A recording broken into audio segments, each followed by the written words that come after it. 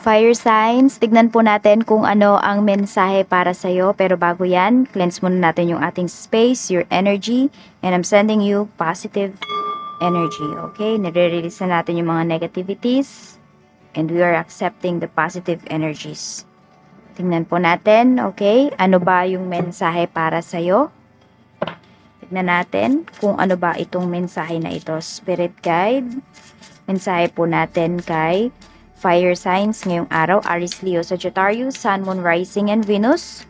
What is the truth? Meron kayong katotohanan dito na gustong malaman ngayong araw. So, pwede po na kung ano man yung mga nangyayari sa buhay ninyo is mas gusto nyo pa siyang maintindihan ng mas malalim.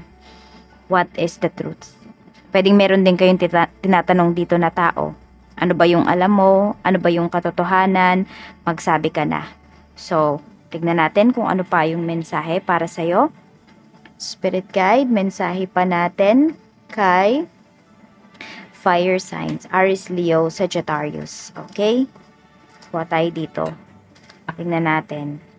Spirit guide, ano pa po yung mga paparating ngayong araw na ito? Ano po ang mga paparating ngayong araw? Mayroon tayo ditong number 51. Okay? So, yung iba nga po sa inyo is pwedeng may news kayo na ma-receive ngayong araw. Okay. Ayan.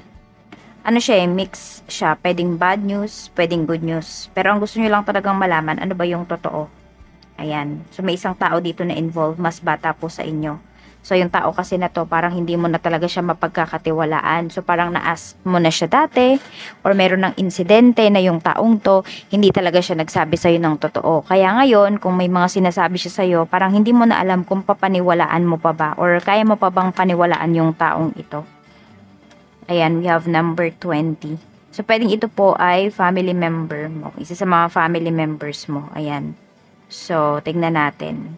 Pwedeng mayroong alitan, ganyan, meron kang tinatanong sa taong to. Hindi siya makapagsabi sa'yo ng direct eh. Nahihiya yung tao na to or natatakot siya sa magiging reactions mo. Tignan natin kung ano pa yung mensahe para sa'yo. Spirit guide, mensahe pa po natin kay fire signs ngayong araw. Okay. So, meron tayo ditong resistance. May pinipigilan. Ayan. So, pwedeng ito. Meron kang gustong malaman na katotohanan, meron kang gustong tanungin, gusto mong tanungin, pero pwedeng hindi mo tinatanong. Kasi yung iba sa inyo, pwedeng nahihiya din kayo sa taong to. So, pwedeng vice versa yung energy natin. Ayan. Meron din naman dito na pinipigilan niya talagang magsabi ng totoo. Parang kahit pigain mo yung taong to, wala ka talagang mapipiga sa kanya. Ayan. Natatakot kasi siya doon sa epekto nung sasabihin niya. Kaya, nananahimik na lang siya dito. So, may tao dito na instead na magsabi ng totoo, ay mananahimik na lang siya. Kasi ayaw niyang mas lumaki pa yung problema. Tignan natin kung ano pa yung mensahe, spirit guide. Mensahe pa po natin. So, pwedeng yung tao na to ay, ano siya, yung kanyang zodiac sign ay air signs, Gemini, Libra, or Aquarius. Tignan po natin. Ano pa yung mensahe? Okay, meron tayo ditong The Grim Reaper. Okay.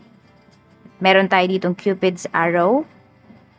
At meron tayo ditong Not Enough. So, parang kahit anong bait mo dito sa taong to, is kaya ka pa rin niya talagang i-backstab. Okay, parang alam mo yung sinamahan mo yung tao na to sa lahat ng problems niya. Pwedeng ito kahit ano man yung relationship mo with this person, it doesn't matter. So, energy lang naman po kasi yung mga pinapakita sa atin dito. So, alam mo yun, parang hindi ka nag-hesitate na samahan yung taong to sa mga problems niya. Ngayon, pwedeng ikaw na yung nagkakaroon ng problema, fire signs, pero hindi mo na mahagilap yung tao na to. Para bang nagtatago na siya na hindi pa pala sapat yung binigay mo na help sa kanya. Though, di ba, hindi ka naman humihingi ng kapalit, pero, ayan, parang hindi niya yun kasi na-appreciate. Oo, yung binigay mo sa kanya na yung pagsama-sama mo sa kanya, yung pagdamay mo sa kanya, hindi yun na-appreciate ng tao na to. Kaya siguro yung iba sa inyo, sumasama yung loob ninyo or tinatanong nyo yung taong to, ano ba talaga ako sa'yo? Ganyan, mahalaga ba ako sa'yo? So, may mga tanong ka sa connection ninyong dalawa. Tingnan natin kung ano pa yung mensahe para sa'yo.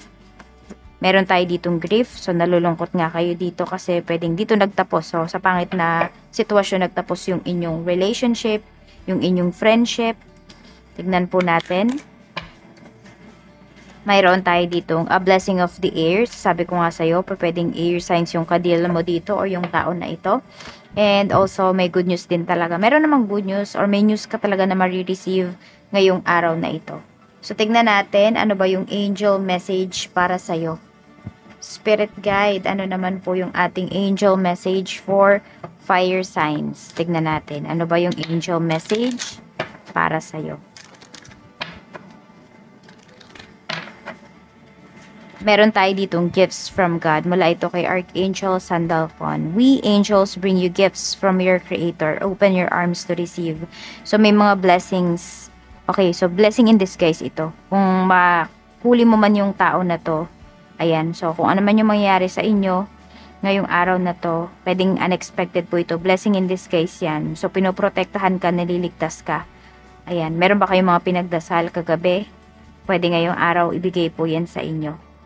Ayan. So, yung mga hinihingi ninyo na confirmation, signs, ibibigay po yan sa inyo ni Universe. So, could be ang lucky color nyo ngayon ay red violet or fuchsia. Something, basta parang may pink and violet na touch. Ganyan yung kulay. Tignan po natin pagdating naman sa trabaho. Kamusta naman? Spirit guide, kamusta naman po ang trabaho ni fire signs ngayon? Kamusta po ang trabaho? Okay, meron tayo ditong beauty. Ayan. At meron tayo ditong broken. So, wala naman kayo magagawa kung hindi i-appreciate talaga yung inyong trabaho. Siguro yung iba sa inyo, nahihirapan kayo dito. And, meron nga dito, hindi kayo na-appreciate. Pero wala kayong magagawa kung hindi dalhin talaga yung inyong trabaho. I mean, ipagpatuloy yung trabaho ninyo dito. Ayan po. Nakikita nyo pa rin naman yung yung ganda ng inyong trabaho, ng work ninyo, kahit pa sabihin natin na wala naman kasing perfecto, diba, na trabaho, ng mga kasamahan sa trabaho. So, ayan, mukhang may magsasorry sa'yo dito. Hindi ko alam kung may nakasira ba dito or may nakadelete ba. Hindi ko alam kung ano ba kasi yung trabaho ninyo, pero pwede, it's either may nakadelete ng file or may nakasira nung project mo. Ayan, nung ginagawa ninyo. So, pwedeng naabala ka nung tao na to. So, magsasorry siya sa'yo. Alam naman niya yung kasalanan niya. Ayan, so parang accountable naman yung taong to. Responsible naman siya na co-worker. So, kung may nagawa man siya sa'yo o dun sa tinatrabaho mo, ayan, gagawa niya naman ng solusyon yan.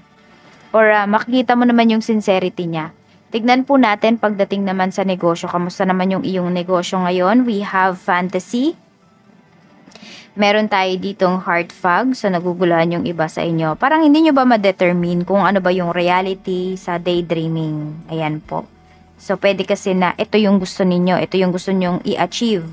Pero, in reality, hindi nyo naman talaga kayang i-achieve. Kunwari yung 100,000 kunwari pieces na items. 'Di ba? Pwede yun siguro. Some of you, pwedeng months, pwedeng isang taon, you know. Yan. So, sinasabi lang sa inyo dito ni Universe, kailangan sigurado kayo dito sa mga kilos ninyo pagdating sa inyong negosyo. Ayan. Alamin nyo po talaga ano ba yung kailangan dito sa inyong negosyo ngayong araw na to. Tapos, meron din kayong mga makakausap dito na parang papaasahin kasi kayo. So, just make sure lang na lamang kayo dito or mas wise kayo kaysa dun sa mga kausap po ninyo. Yan, baka may mamblock pa sa inyo dito after niyang umorder, magpa-reserve, biglang mambablock. Kaya mag-iingat kayo dito. Tapos, meron din dito, pwedeng kung may staffs kayo, medyo magulo yung isipan niya, baka may problem siya sa bahay. So, ayan, para kasing may magkakagulo dito. I mean, pwedeng mga orders, mga reservations, yung magkakarumble, jumble ba siya. Hindi nyo na alam kung kaninong order ba to, yung isang product na to. So, medyo kailangan talaga ay nandun yung presence of mind ngayong araw. Paalalahanan mo yung mga staffs mo if wala sila sa isip or wala sila sa wisyo kasi baka may puyat dito.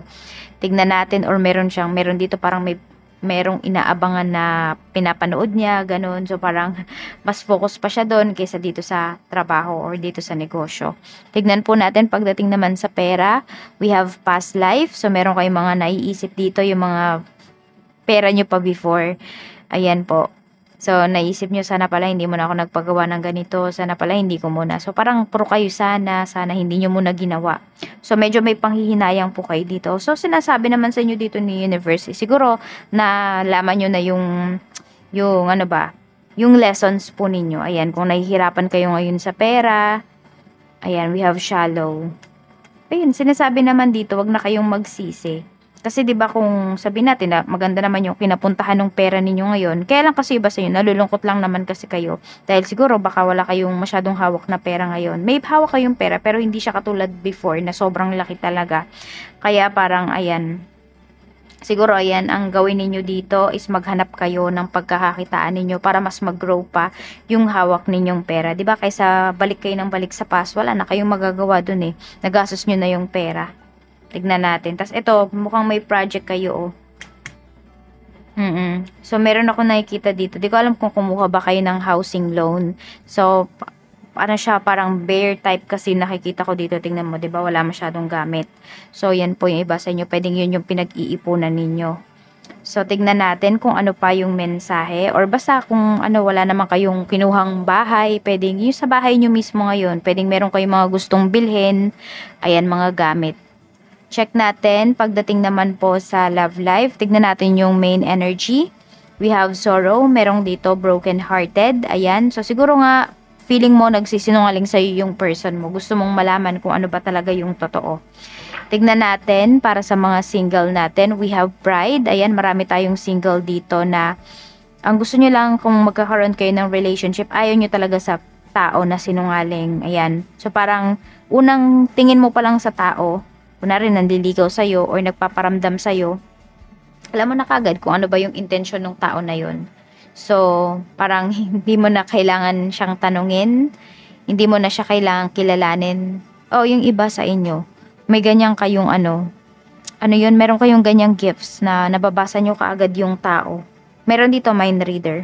Nababasa nyo na sa isip ng tao, nakikita nyo yung aura nila. So, alam mo na kagad if yung tao na yun is interested ba yun talaga sa'yo, totoo ba yun sa'yo or hindi. Ayan, kaya din yung iba sa inyo ang taas ng standards ninyo. Tignan natin para naman po sa mga in a relationship, we have obscurity. So, 'di ba?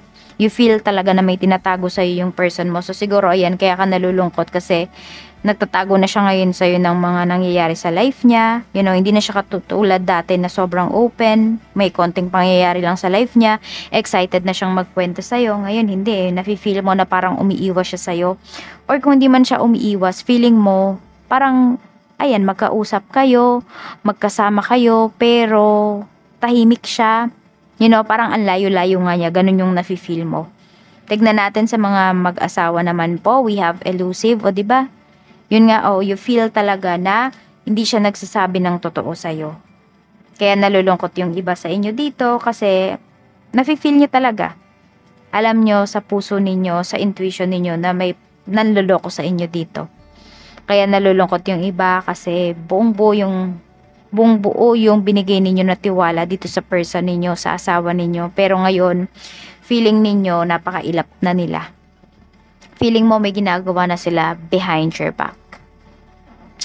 So, ayan po yung mensahe at ito yung lucky numbers mo. We have number 51, number 6, 52, 7, 20, and we have number 2.